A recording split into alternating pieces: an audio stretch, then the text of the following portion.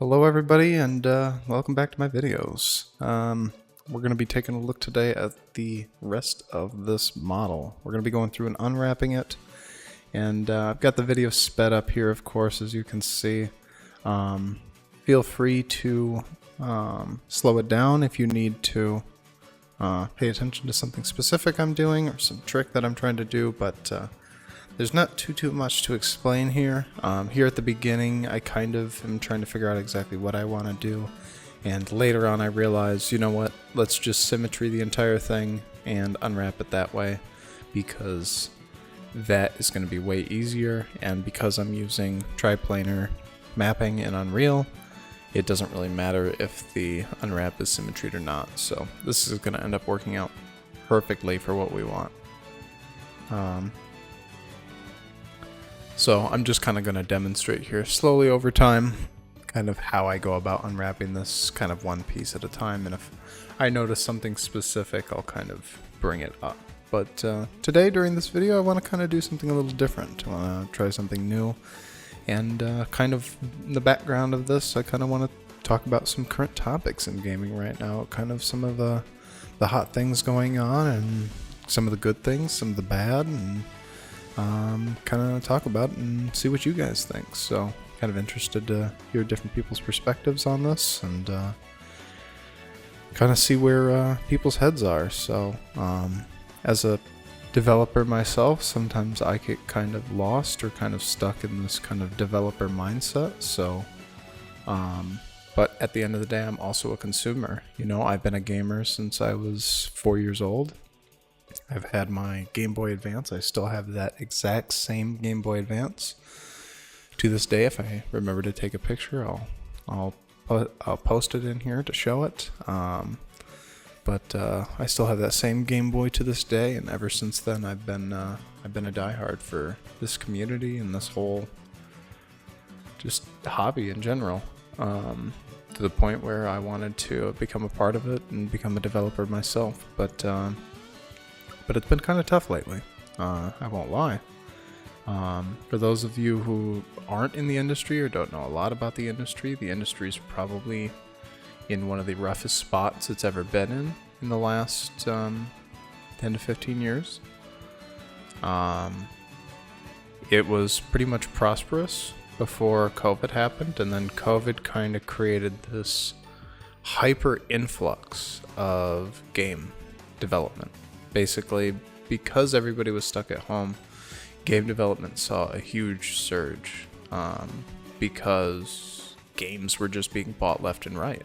Not just retro games, but any game. People were stuck at home and they wanted something to do. So, hell, the Switch was selling out during COVID. I remember that. That was crazy. So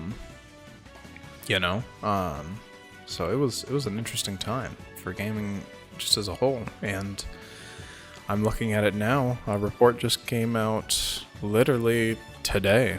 Apparently Xbox is going to be laying off 9,100 jobs as Microsoft cuts that's how many jobs Microsoft is cutting. So Xbox is laying off a shit ton of people. Multiple games have been canceled. So that's just like, wow. And that's across all of their studios too. That's ZeniMax, that's Rare and King. And it looks like they canceled a game. Let me see what this game is called. It's called Everwild. Wow. That's depressing. That's sad.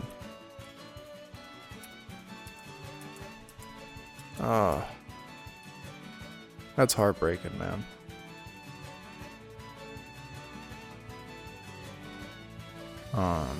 The one thing I never hope is for a game to fail. I want all games to succeed, but that's just never gonna happen. Concord was a big showing of that.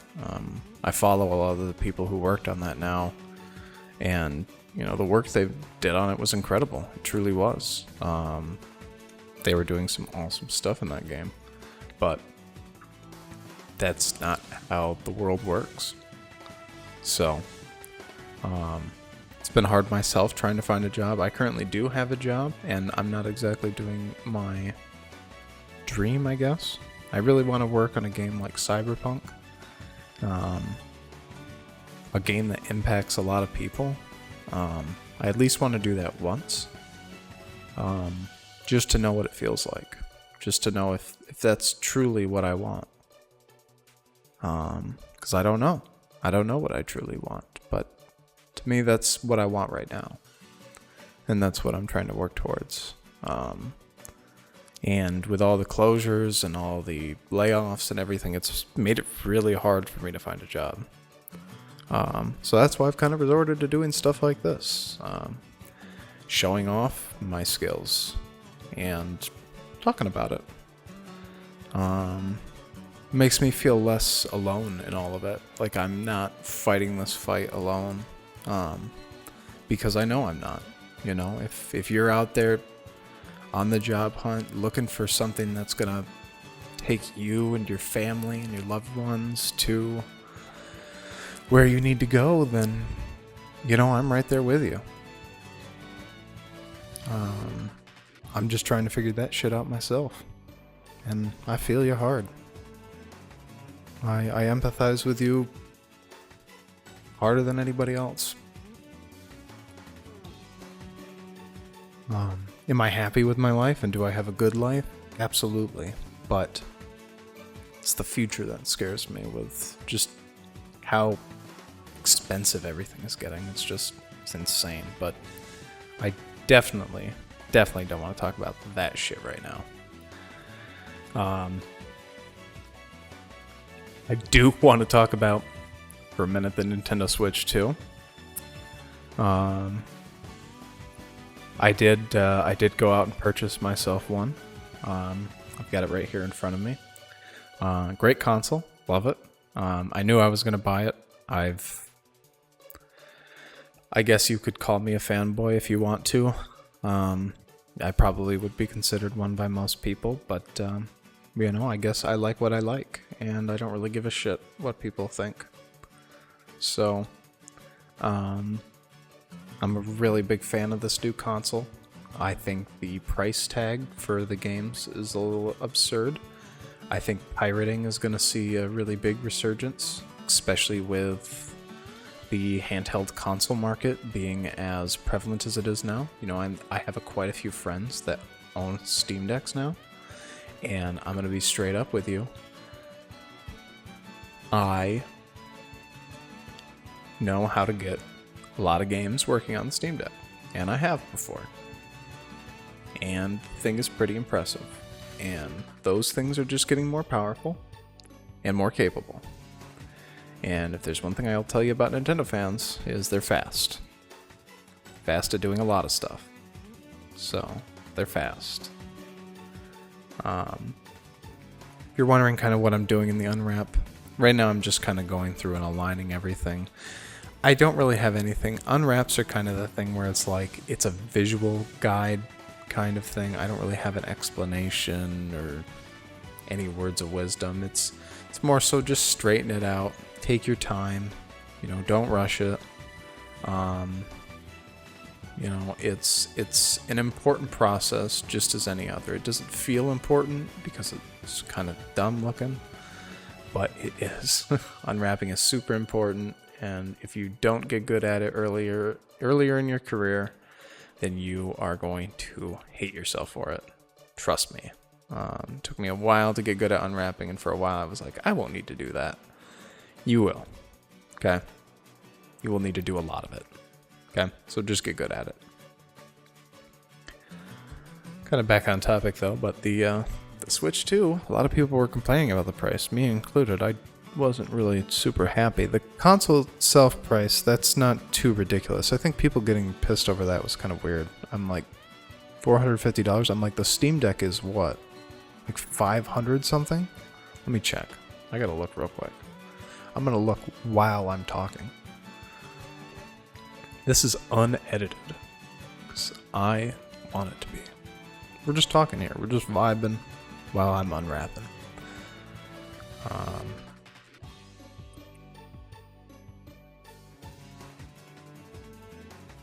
okay, you can get the LCD Steam Deck for $400, but if we're gonna be realistic, you're gonna get the OLED for $550. So, because that's the closest thing to the Switch 2. You know, the old one, I would say, is nowhere near what the OLED is, you know, comparing it to the Switch 2. $450 for a complete unit, and if you have a Switch 1, pretty much all of your games are backwards compatible, besides a few, and any of the ones that aren't, they're working hard to make sure they figure out how to get them backwards compatible. So I wouldn't worry too much about it. If you're a big PC gamer, obviously Steam Deck is the choice, but you know, it is what it is. People thought the Switch 2 was going to fail because of the price hikes, but it's sold out. And I'm going to tell you one thing, Nintendo had a lot of them. Like, they made a lot. They didn't undermake the Switch. Like, they made as many as they could. Which is crazy. Because I think back to the Wii U, they overmade the Wii U. And then they regretted that, so they undermade the Switch, and then they regretted doing that, so now they've overmade this, and still it's not enough. But I noticed quite a few people it's a lot easier to get the Switch 2 compared to like the PS5. Oh my god, PS5. People want to get mad at Nintendo for pricing and scummy business models, but I think PlayStation holds the crown for that above anybody else, personally. Full-priced remasters that are barely even remasters of games you already own and play. Like, come on. It's ridiculous. Gaming's in a weird spot. It's probably in the weirdest spot it's ever been in my whole life. So if there's like a younger person, I'm 25, so I'm not super old. I'm not an old head yet. Sometimes I think I am, but not yet. Not quite. So I kind of grew up in the kind of Game Boy, GameCube, kind of that era, the big handheld era. So I grew up with the Game Boy, the DS. I grew up with the 3DS, the DSi. I grew up with all the like big handhelds at the time. The PSP, the PS Vita, you know, all that shit. You know, that shit was crazy. But at that time, it was a lot of people not knowing what the fuck they're doing. I mean, the Game Boy itself was like one of the first ever big handhelds to truly succeed like that. There were similar things, you know, you had the Game & Watch, you had like those dumb fucking clock games that you could have, like those wrist clock games that you would get from like McDonald's. Those were weird, but they were kind of fun. So let's just say gaming has become very refined to the point where it's like, this is how things are done, and to do them differently is to lose, basically. To an extent, of course. There's always importance to try new things, add gimmicks here and there to try to figure things out. Nintendo's known for this, but yeah, I mean, for the longest time, people thought VR and AR was the next big thing. And to an extent, I would say it is and wasn't. You know, you had big games like Pokemon Go, but that wasn't necessarily bound to an AR experience. That was just partially, you know? But VR itself hasn't really hit mainstream yet, in my opinion. Apple tried to make it hit mainstream. Meta has done a pretty decent job. Valve came out with their ridiculous $1,000 headset. That is really cool, but it's not really a consumer product. Like, it's not a standard, like not a normal person isn't going to buy it. Like a dad in his 30s with a mortgage isn't going to buy this, you know, but some dumb kid who goes to college in his 20s might.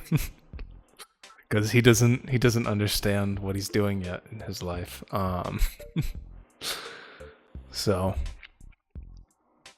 but yeah. The other big fear, of course, is AI, of course, but you can't worry about that. You kind of just have to do your best to learn what you can. I don't really use AI too much. I do use ChatGPT to help me write emails sometimes, or respond to certain things, or help me just kind of get a base idea for things, but I don't use it to like think or like, write a whole paper. But I'd have it help me get the general idea, or it could help me find research on a specific topic and where to go for that research. So it can be a general like guide, I guess, like a person you can go to be like, oh, how would you do this? I would try this, like a suggestion kind of tip thing. And it's really helpful for that. But other than that, I haven't been able to find use for AI. I've used a little bit of generative AI in Illustrator for vector art, but at the end of the day, I end up having to do a bunch of editing to it, and it ends up not being what I started with in the end anyways. So yeah, I don't know. I don't think it's at the point where you can just click a button and you're using it for everything you do, or you use it for this specific task. There has to be still some human intervention at some point, just to correct errors.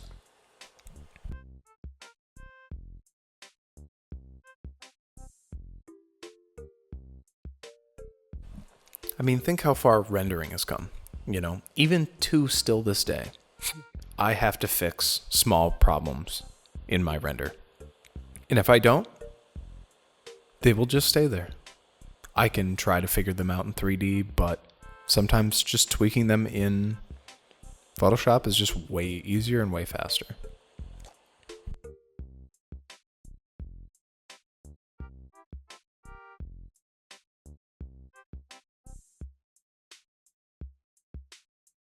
So overall, I think AI still has quite a ways to go before it's truly taking away people's jobs, but it's definitely going to speed people's jobs up. And because of that, it's going to reduce the amount of employees you need, which is going to hit all of us. And it's going to suck. Um, it's inevitable, I think. But it'll be interesting. These next 10 years are going to be really interesting. But I'm going to stay positive, or at least try to. And at the end of the day, take care of the people around you. So that's the best you can do. What else is going on right now in gaming? I'm trying to think. Besides studios getting shut down. I mean, just from developers overall, it's just a lot harder for developers to get jobs right now. I mean, we're applying for hundreds, if not thousands of jobs and getting little to no callback. It's a really weird time, not just for the gaming industry and just for the jobs industry. It's a really weird time. There's this weird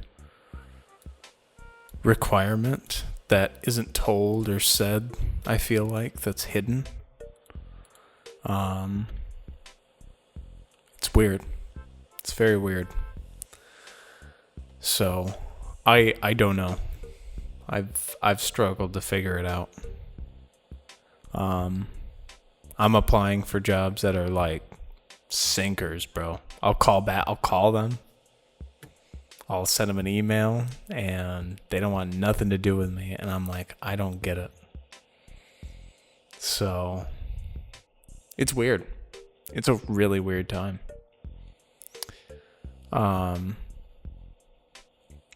Xbox is restructuring completely. I mean, besides them firing basically fucking everybody, they're also heavily restructuring themselves to have full Windows compatibility basically on future devices.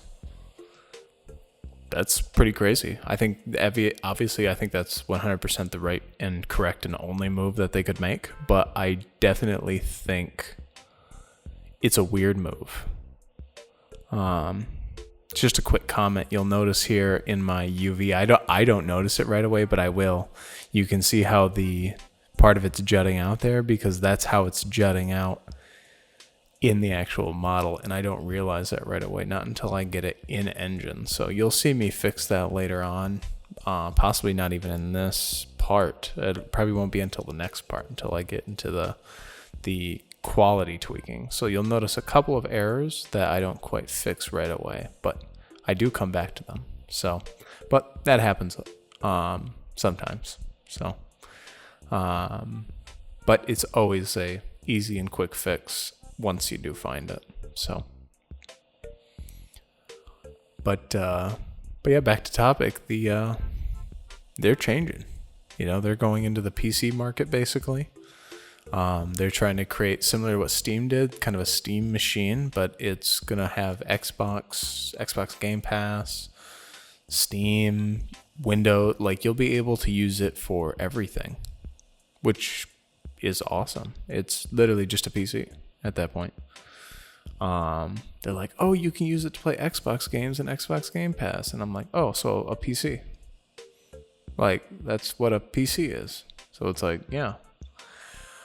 The benefit is you can also play other games, but specifically Sony developed games on the PlayStation that are now being ported over to Steam.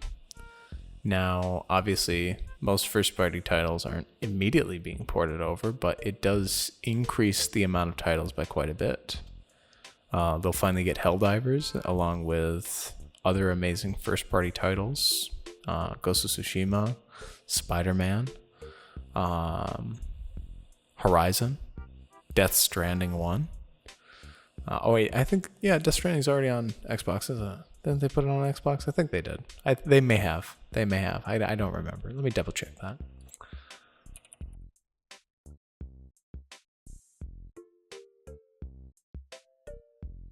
It is on the Xbox. Okay, yeah, I was right. Okay, yeah, they did do an Xbox release. That's really cool. I think that's really cool. So they, PlayStation has delved a little bit into Xbox releases, but it's primarily on PC. And Windows, Microsoft, Xbox, all of them bastards. I mean, it's all the same company. The fact that it's taken them this long to try to tap into that market to me is insane to me, but it is what it is. I think they truly wanted something similar to what Nintendo and PlayStation had, when I think that they just needed to do this from the get-go. If they would have done this before the Steam Deck, it would have been insane. It would have been insane. Not make a handheld, of course. They wouldn't have fucking done that. They wouldn't have had the balls to do that. But what I mean is having the balls to create a operating system that allows you to play a shit ton of PC games on a console-like device. Ooh. I don't know why it took them that long, but they're finally here. It took them long enough. Indie games are still doing really good. We've seen a lot of success from them. We recently had Expedition 33 come out, which was super duper successful. You have a huge rise of like cozy style indie games. I mean, those have been making the rise for quite a while, ever since like COVID, basically. Animal Crossing, a lot of people have started playing a lot more games like that, specifically an audience. There are people that play only games like that. So I think that's a huge market that is really being tapped into hard right now because of what happened during COVID, and people love shit like that. I think people always have. I look back at when I was growing up, older people, younger people, everybody was playing those Facebook games, those like Farmville and shit like that. I mean, shit, everybody was playing that. I mean, like everybody. Hell, I was playing it. So it was relaxing. It was fun. I think a lot of people like that.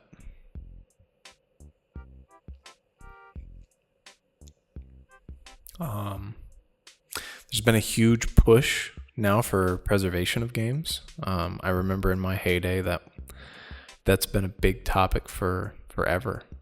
You know, how are we going to continue to preserve games?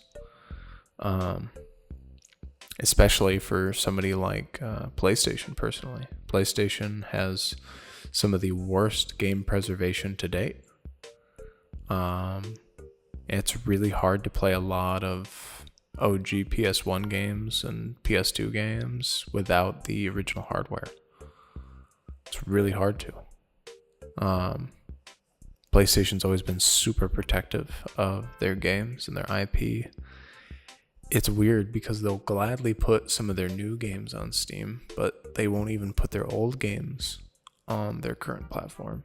So it's just like, I don't know.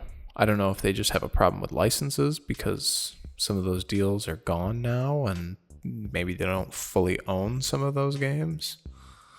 I have no idea. I have no idea what the legal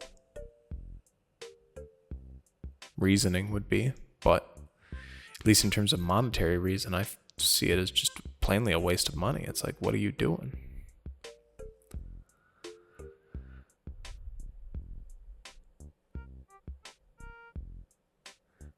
If you're looking at what I'm doing right now I'm just debating how do I want to go about putting this thing together. I decide that I'm just gonna kind of start with this as a base and kind of go from there, but I realize that I didn't scale it all together, so I kind of do a rough scale and then I do it by eye using the texture pattern that I have on there, and I realized that one's way smaller, so this needs to be a little bit bigger, just so that the font's all the same size. So then I'm gonna try to stitch it together, but I'm gonna probably quickly realize that this shit's way too big. Oh no, wait, no, I'm able to fit all of this together, yeah, just about. I think I have to shrink it just a tiny bit, but not a lot. But no, this is kind of the fun part of the unwrap, is just me kind of going through, and I've unwrapped all the pieces now. Now I just kind of got to fit them together in a nice little puzzle. Got to figure out how I want to do it. So I'm going for efficient space over everything. It's my main goal here, so that's what I'm going for.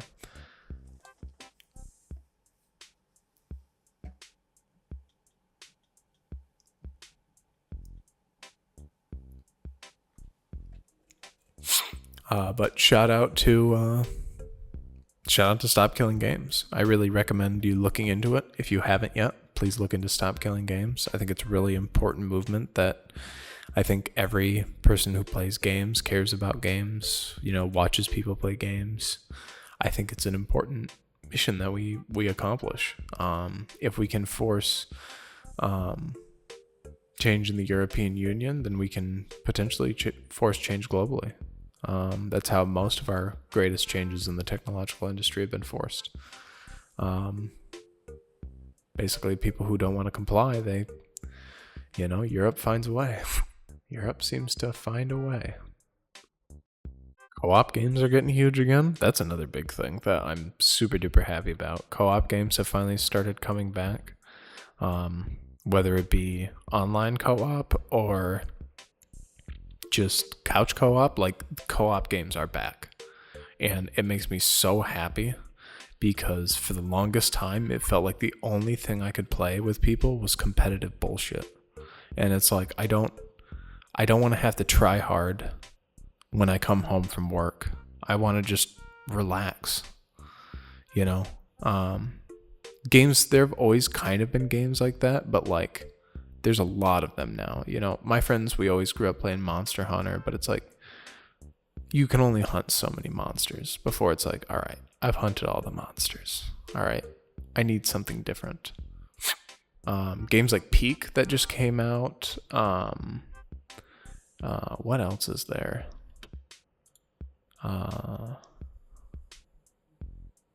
Repo, another really cool game that just came out. Lethal Company. I mean the game from that EA developer, that Splitgate. Very cool. Really, really cool game. A Way Out as well. Another really cool game, same developer. So there's a lot of cool stuff out there. There's also a huge topic of debate that gaming is dead, or that it's on its way out, or it's declining. And I don't see how you can say that. Mario Kart World is probably the best Mario Kart game ever. Death Stranding 2 is probably one of the best games of this year. And it is the pinnacle of what next-gen gaming is supposed to look like. On a next-gen console, that's what it's supposed to look like.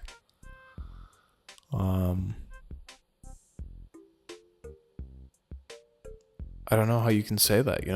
Indie games are popping out left and right that are just blowing people out of the water. You have Expedition 33. You have games like Peak that are just surprising people. Repo came out this year.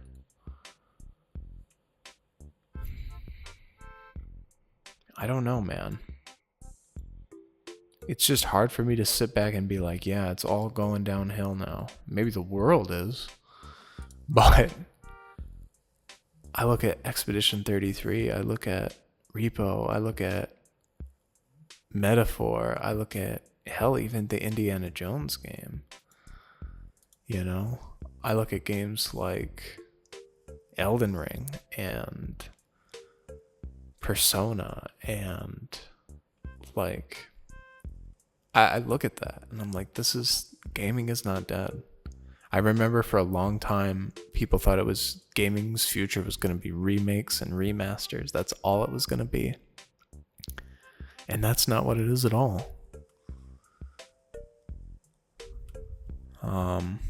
I don't think gaming is dying, and I don't think it's going to die anytime soon. I think gaming is bigger than ever.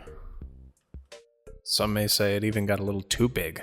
During COVID, it blew up to the point where studios and investors over-invested in it as an entirety. They just pushed so much money into game development, into game design, to the point where the market became oversaturated. The market has become oversaturated. And now it's really hard for anybody to get a job because, everybody's kind of just scared. It's really weird right now. It's a really weird time. Just everywhere. It's really weird.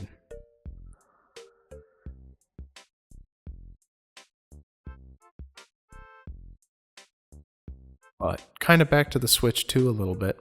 I've been playing the new Mario Kart, and I do gotta say, I might have to make a YouTube video about that game. That is pretty incredible.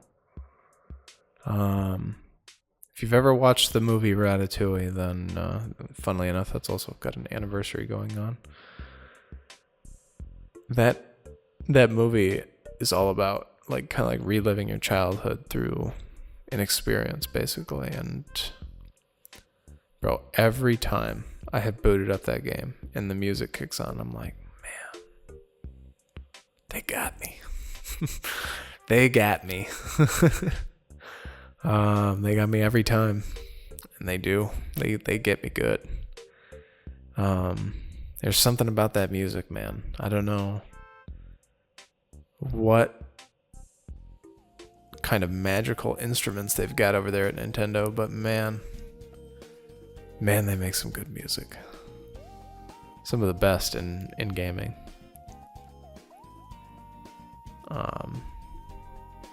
Absolutely incredible. Mario World soundtrack is beautiful. It's a beautiful soundtrack. Some of your favorite tracks. I mean, shit. I mean, you can't get mad at the soundtrack. It's, if you do, you're just a hater. You're just straight up just a hater for no reason. It's like, yeah, how can you get mad at this? This has everything everybody likes,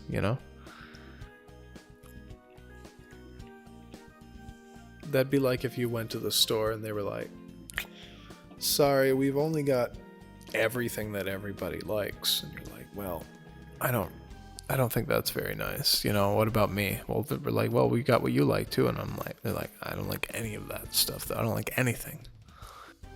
I feel like most of the people that are saying that gaming is dead are people my age that grew up during, or boomers of the gaming era, like 40 and 50, 40 probably 40-year-olds. Yeah, about 40-year-olds.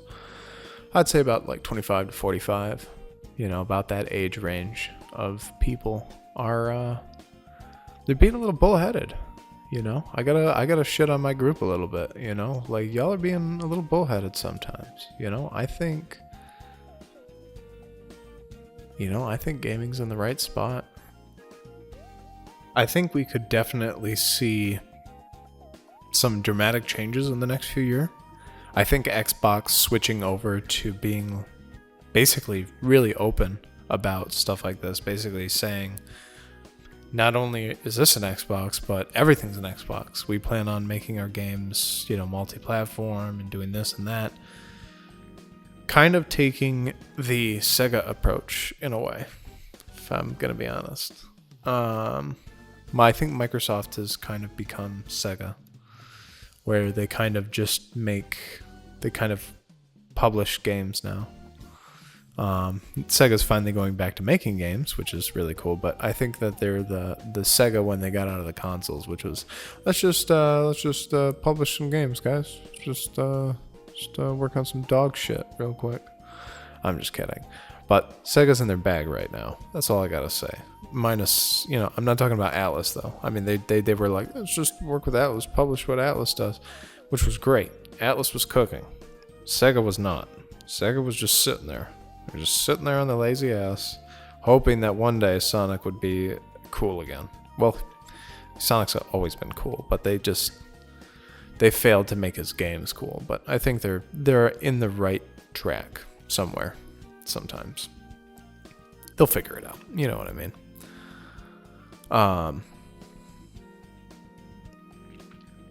I think maybe PlayStation will probably be the next person that's pushed to move their games from their console onto a different platform. I think Nintendo's pretty far away from doing that. I don't think Nintendo's anywhere near having to do anything like that. Nintendo, unlike a lot of other video game companies, they don't invest all of their money into their next big project. They basically invest money into projects with the idea that this could just ultimately lead to nothing. Or at least not very much. But a lot of the times they truly believe in the project or product, and they believe it's going to work.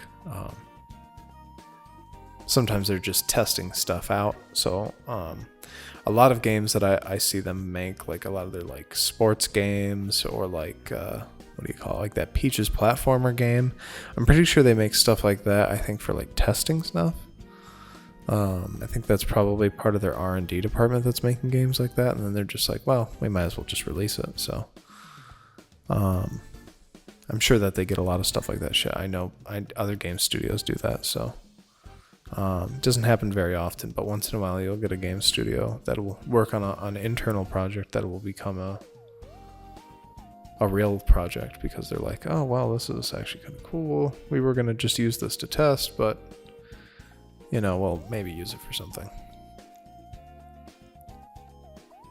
And other times they'll show you a tech demo and they'll be like, well, actually you get Wind Waker. And you're sitting there like, wait, I thought we were going to get real Zelda. No, this is no, you're not going to get that. You're like, what? I wanted real Zelda. That's how people were.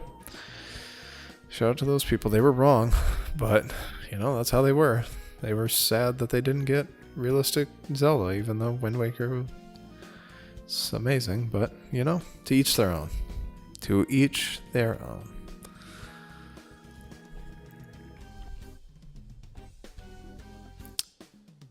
I think the weirdest things in gaming, though, are gambling. I think a lot of that has kind of died off for a lot of the Rocket League used to have something similar. You used to be able to buy and sell keys and, sell them for skins, and people could trade you for stuff, and that was a really interesting system. Then they were like, fuck it, Fortnite bought us, Battle Pass time. Then they got the Battle Pass, which in all honesty probably makes it ends up making Epic more money, but it makes the players make no money because now they can't sell their really expensive skins that they've collected. It was really weird. It's really weird. But CSGO, CS2 are demonic games. They are straight from hell. Just like them old parents used to say in the 90s, like, this shit is straight from hell. In the 80s and 90s, like, nah, like, you're not playing that, kid. It's not that bad, but it's crazy, honestly, in my opinion. You literally have kids gambling on there. I was gambling on CSGO when I was 13, 14. I didn't do very much. I think I did it once or twice, and I was like, it's kind of dumb. I don't get the point of this. I was just gambling skins that I had already had. I think I won, like, I turned a $13 skin into a $14 skin. I was like, this is kind of stupid. It's like, I'd rather just play the game. I didn't get the appeal of it. I really didn't get the appeal of it. I saw the idea behind it. It was like, oh, you could get like a knife. It's like, well, I could also shit in one hand and wish in the other and see which one gets filled up first. But I think I'm just gonna play the game. But I knew a lot of homies, a lot of dudes that I went to school with that did it a lot, and they would do it during school. It's like, you're gambling at high school. It's crazy. Like, and there's no punishment to Valve, no punishment to Steam whatsoever for basically contributing to all this, and it's really wrong in my eyes. I really don't appreciate it. I think it's the worst thing Steam has ever done. I think it's the worst thing Valve has ever done. I really have a huge distaste for it. I love that company too. I love the Steam Deck, and I love Steam, and I love how passionate they are for gamers and giving gamers what they want. But I really disappointed with how they handled all of this. I look back in high school, I mean, shit. My friends were doing it on those sites that ended up becoming scams because they ended up turning out they were stealing money. They were trickling money out of people. It was crazy. People got in really big trouble for it. I remember, watching video after video about it. I was like, wow, this is crazy. I can't believe I got out of that. Shout out to all the dudes that I went to school with that didn't. And probably still gamble. I see people post on their stories or their Instagram, them doing bets on like their phone and shit, and I'm like, come on now, don't do that. If you're growing up, please don't do gambling. It's not worth it. You don't make any money. If you think you're going into it making money, you're really not. You're purely spending money. Okay? The biggest life lesson you learn in this world is there's no such thing as a free lunch. So, even if somebody pays for your free lunch, it's not a free lunch. Which is funny enough, because I have had somebody pay for my lunch one time, and it was technically a free lunch, but was it a free lunch? Because I was at college when it happened, so I had to pay how many thousands of dollars to be at that college? Yeah, that was a free lunch, all right. It felt really fucking free. But it was still nice. It was a very kind gesture, and I was really appreciative of it. So, but yeah, that's a little tidbit of my college days. It looks like I'm just struggling to symmetry this thing. Now this is kind of where the video is about to end. We're pretty much done with the unwrap here. I'm pretty happy with it. So now I'm going to just go through symmetry it. I don't realize that I'm being an idiot and don't know what I'm doing, but I'm just going to do it this really complicated way. Because I don't know any better sometimes, and I was really tired. And I was like, well, let me just do this real quick. And it worked, but it was ultimately what I was going to end up doing, but I didn't want to do it yet. For some reason that screw was popping out, so I had to go in and fix some of that shit. So, but that wasn't hard.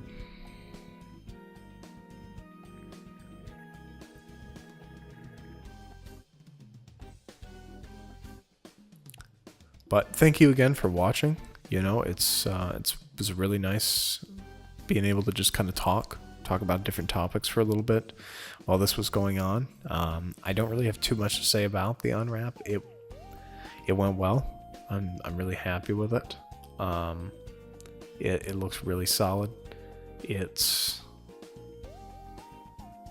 ends up working really well. At this point, I've actually gotten this thing in engine. I've gotten it fully textured, and I've actually started working on part 2 of my UE5 video. So part 2 is going to contain the first release of the asset pack, and hopefully going to try to do that next week. If not next week, the week after.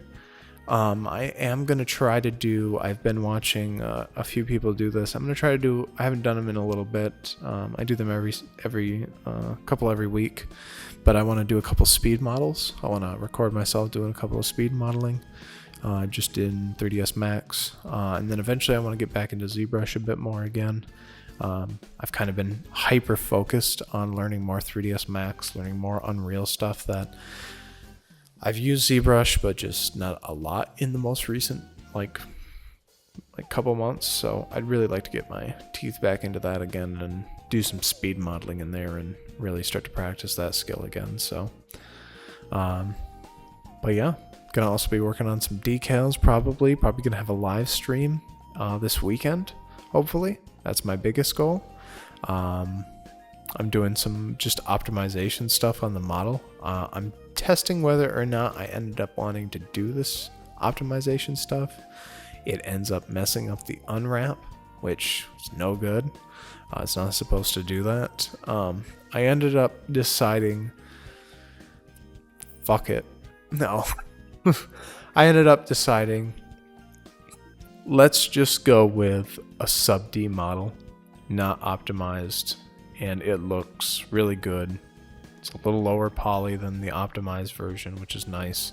It's not super as highly subdivided, but it still looks phenomenal. And you can actually, you just saw it there for a little bit, how that the edge around the nail was bulging out there, and it shouldn't be doing that. So I have to go back in and fix that eventually. So this is a kind of a semi-redundant part of my video, but I wanted to include it anyways to show that sometimes you make a mistake, or sometimes you want to try something new or try something different. And it's times like this where it's perfect to do that. You know, when you're working on your own project, when you're doing your own thing, take a minute, be like, you know what if I did it this way instead? Would this be faster? Would this be slower? And it turned out it was slower, but I ended up learning from it. And this is the kind of project that that's its end goal, is to do that with this project. So I'm kind of trying out some different things. I don't really care for the outcomes of them. At the end of the day, I end up doing none of them, and I end up just going with my my standard approach. So, and it ends up looking really good because of that. So, just wanted to try something to make it a bit more efficient or a bit more optimized, but it doesn't end up working in all cases. And in a case like this where the models are more planar or flatter, it definitely doesn't work at all. So you'll see in the next part of this video, so there's going to be one more part to this video, and that's going to be me putting it in engine. There's going to be that video along with part 2 of the Unreal Engine footage, as well as some live streams coming up. But part 3 is going to be coming out for this. That's this part. And then part 4 of this video, which is going to be me in Marmoset and Unreal, putting this thing all together. And then I'll show off a couple renders at the end of it, just to kind of show off how nice it looks and how pretty I made it. And then if we have some time, I'll do a live stream. It'll be a separate video, and we'll make some stuff for the inside of it. Some very simple stuff, maybe some salt packets, pepper packets, that sort of thing. A lot of graphics stuff, so not too much in terms of modeling. It's very simple modeling, but a lot of graphics work, some simple stuff like that, you know, finding some references. You know, we'll do some fun stuff soon. So we'll skip through this optimization part. I'll speed right through it, so you don't have to watch the boring parts, but I did kind of want to show you my thought process. I was also doing this at the time because I had some laundry I needed to do, so I was like, well, I need to do this, so let me do this, and when I come back from doing laundry, it'll be done. And a lot of the times it was. I moved my laundry or I folded it, and by the time I came back, it was pretty much finished. So that's one of the nice things of working at your house on stuff like this, is being able to get some chores done along the way while you're tiddling away at this frickin' working. But I ended up getting it working. I ended up actually getting it in Marmoset. We'll actually get to see it in Marmoset before this video ends, so it'll be pretty cool. If you are interested in reaching out to me, feel free to leave a comment in the video down below. I'm happy to acknowledge that. Otherwise, if you're interested in any business inquiries, feel free to reach out to my email or out to my art station. That's all linked down below. You can welcome to reach out to me on either platform. Happy to talk to you. I can pretty much do just about anything in 3D. I feel really comfortable saying that because I have done it. Some of it I'm not able to post due to NDAs and stuff like that. Some of it hasn't released yet, but I'm hoping in the near future I get to post more of my portfolio stuff. So that would be nice. I've done a lot more stuff in recent time, but I think it's going to probably be a while. So yeah, to finish the whole point of this video is just to kind of talk about gaming, and kind of talk about what's kind of going on in it, kind of some of the good, some of the bad. I think in terms of gamers, I think gaming could never be better. In terms of me as a developer, I think gaming could never be worse. Gaming is looking really good, and I don't think there's a reason to be upset. It's the first time we've ever gotten consistent 60 FPS titles at really high resolutions. We didn't get that on the PS3, and we most certainly never got that on the PS4. Or the Pro. This is the first time that we've gotten close to what we were promised. So, I think we're doing pretty good. I just hope that the employment system and the job system gets a lot better, because right now it's a scary outlook and it's a scary landscape. So I wish all my fellow developers the best of luck, and I feel for you really hard right now.